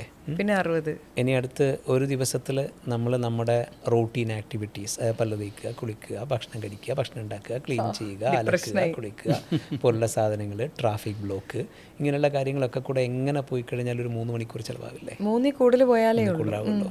3 മണിക്കൂർ ചിലവാകുമെന്ന് വെച്ചോളൂ. അതായത് 1/8 ഓഫ് ദ ഡേ എന്ന് പറയുന്നത് അവിടെ പോയി. അതായത് ഏതാണ്ട് 80 വർഷം ഒരു ലോകത്ത് ജീവിച്ചിരിക്കുന്ന ബാക്കി ഒരു 10 കൂടെ പോയില്ലേ?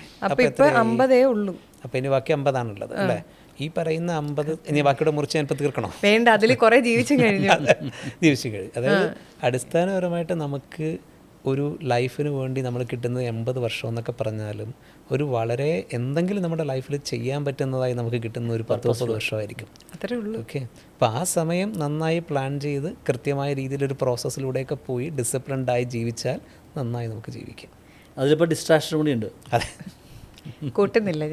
ഞാൻ അല്ലല്ലേ ബുക്ക് വായിക്കാൻ ഇഷ്ടമുള്ള ഒരാളാണ്. അതുകൊണ്ട് എനിക്കൊരു പ്ലസ് ആയിട്ടാണ് തോന്നുന്നത്. Thank you so much for your time. ഇത് വായിച്ചിട്ട് 45 വീക്ക് എത്തിക്കാൻ പറ്റുമെന്ന് ഞാനൊന്ന് നോക്കട്ടെ. I will definitely get back to you. Thank you so much for your time. Thank you so much.